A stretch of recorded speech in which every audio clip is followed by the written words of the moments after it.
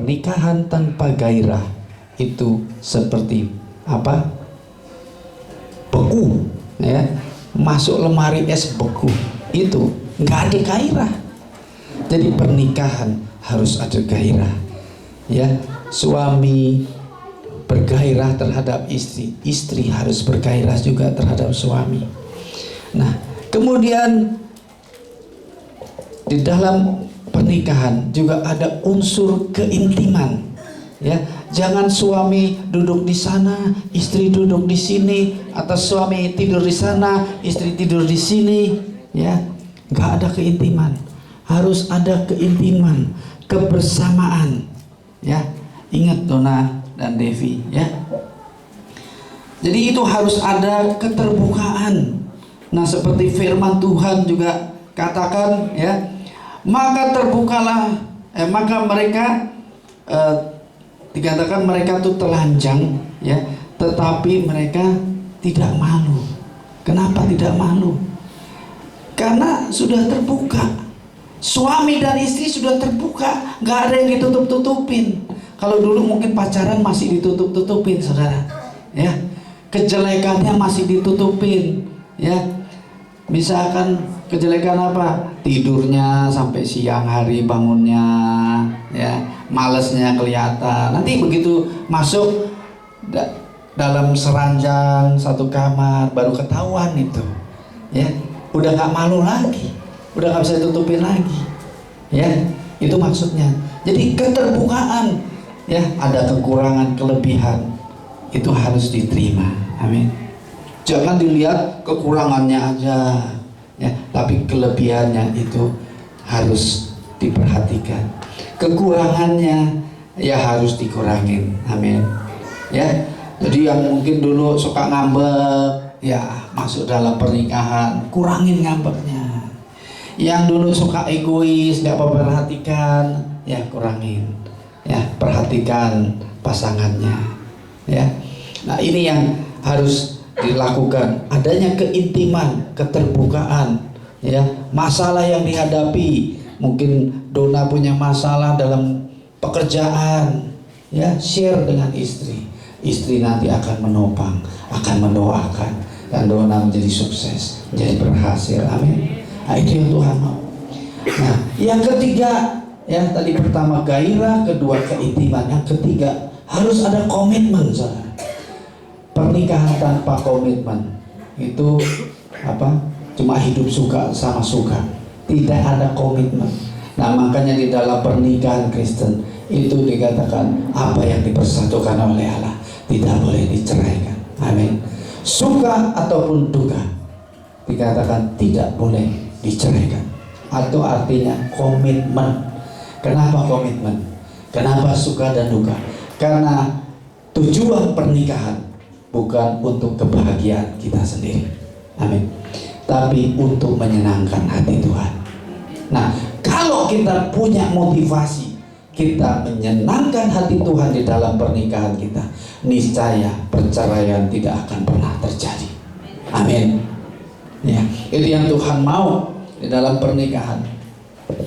Nah, untuk menghindari juga ada 3 hal, ya, saya katakan 3 lubang yang harus diwaspadai, ya. Yang pertama, lubang mata, ya. Mata ini, kalau ini kan lubang, ya, artinya kita bisa melihat dunia melalui lubang mata ini, ya. Dikatakan bahwa supaya mata kita, mata Dona, mata Devi hanya tertuju kepada Tuhan Yesus. Amin. Ya.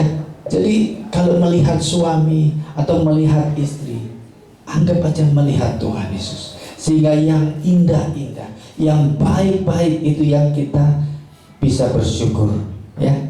Karena di dalam Dona ada Kristus, di dalam Devi ada Kristus. Amin. Kalau kita melihat sesuatu yang jelek, sesuatu yang tidak baik, itu ya akhirnya membuat keributan, ya, membuat konflik. Nah, biarlah mata kita hanya tertuju kepada Tuhan. Apapun masalah yang kita hadapi, mata kita tertuju kepada Tuhan, sehingga tidak saling menyalahkan, tapi malah saling menopang, saling mendukung, saling mendoakan. Amin. Nah, yang kedua adalah lubang telinga. Ya, hati-hati dengan telinga. Kenapa? Supaya telinga kita hanya dengar-dengaran kepada firman Tuhan. Jangan dengerin gosip. Ya, nanti Dona itu begini loh. Ya, oh Devi, tahu nggak Devi itu begini. Wah, jangan. Ya, biar kata dunia, yang penting kata Tuhan itu yang kita dengar. Amin. Itu penting, saudara. Ya, dan biar telinga kita peka dengan suara Roh Kudus. Bagaimana kita bisa peka? Kita harus selalu intim dengan Tuhan. Ya, di dalam pernikahan Dona dan Devi harus semakin hari harus mempertinggi ya keintiman dengan Tuhan. Ya.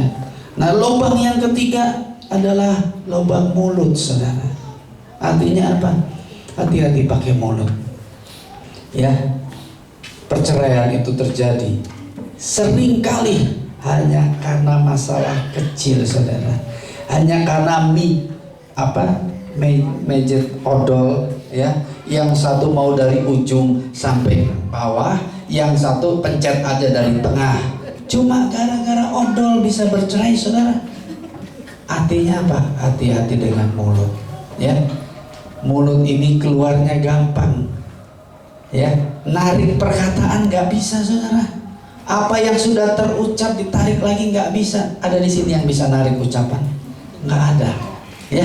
Apa yang sudah keluar, yang buat orang sakit hati, yang buat pasangan sakit hati, udah nggak bisa ditarik lagi.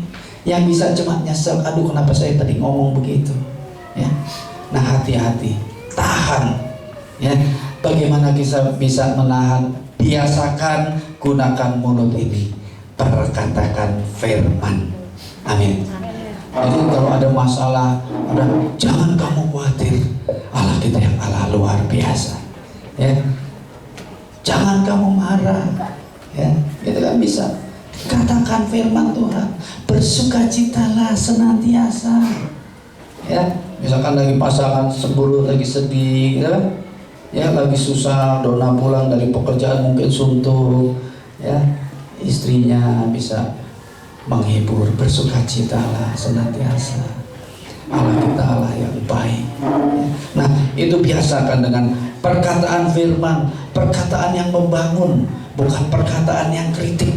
Ya, kemudian perkatakan dengan lemah lembut, bukan dengan maki-maki. Ya, ya mungkin dalam kesal kita nggak cocok dengan apa yang dilakukan pasangan, perkatakan dengan lemah lembut, bukan dengan maki-maki. Ya, dan juga pakai mulut untuk memberkati pasangannya, ya, bukan mengutuki, bukan bilang bego lu, cari duit aja nggak bisa. Jangan, saudara. Tuhan memberkati engkau. Apa yang engkau lakukan, apa yang engkau pegang, Tuhan memberkati engkau. Nah, begitu. Nah, demikian juga Dona terhadap Devi, ya, memberkati istrinya, ya, memberikan hikmat, memberikan pengurapan. Ya. Lakukan mesbah keluarga tiap pagi, saling mendoakan, saling menumpangkan tangan. Ya, khususnya Dona sebagai imam, raja dan nabi harus membawa keluarga, harus mendoakan keluarganya. Amin. Nah, itu yang perlu dijaga. Ya, perlu dikendalikan 3 lubang tadi: lubang mata, lubang telinga, lubang mulut. Ya. Nah, seperti tadi, ya, Tuhan itu mempunyai rencana menempatkan manusia itu di mana? Taman Eden. Ya. Eden itu artinya adalah delight. Ya, bahasa Inggrisnya delight, apa? Menyenangkan, kesukaan. Ya. Jadi apa? Tuhan itu ingin pasangan suami istri itu hidup di dalam kesukaan. Amin. Bukan hidup di dalam percekcokan, bukan hidup di dalam pertengkaran, tapi hidup di dalam kesukaan. Kenapa bisa suka? Ya, nah ini ada firmannya. Ya,